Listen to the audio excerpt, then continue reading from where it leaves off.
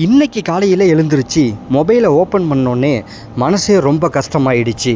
என்னன்னு பார்த்தீங்கன்னா, இயக்குனர்களின் இமயமான ஐயா பாரதி ராஜா அவர்கள் இன்றைக்கி உடல்நல குறைவால் தன்னோட நீலாங்கரை இல்லத்தில் உயிரிழந்திருக்காரு. ரொம்பவே மனசுக்கு கஷ்டமாக இருக்குது. இது தமிழ் திரையுலகில் மிகப்பெரிய ஒரு லாஸ்ன்னு தான் சொல்லணும். ஐயாவுக்கு வயசு 84. 1977 16 வயதினிலேங்கிற படம் மூலியமாக நம்ம தமிழ் திரை உலகுக்கு அறிமுகமாகறாங்க. அதுக்கப்புறம் செம மாசான படங்கள்லாம் நிறையா கொடுத்துருக்காங்க. தன்னோட மகன் மனோஜ் உயிரிழப்புக்கு அப்புறம் ஐயா கரெக்டான ஒரு பொசிஷனில் இல்லைன்னு தான் நம்ம சொல்லணும். கரெக்டாக அவங்க திரைத்துறையிலலாம் ஒர்க் பண்ண முடியல. மன ரீதியாகவும் ஐயா ஒரு பாதிக்கப்பட்ட மாதிரியே தான் இருந்தாங்க. தன்னுடைய மகனோட மரணத்துக்கு அப்புறம் ஐயா ஒரு மாதிரியாக தான் இருந்தாங்க. ரொம்பவே கஷ்டமாக இருந்துச்சு.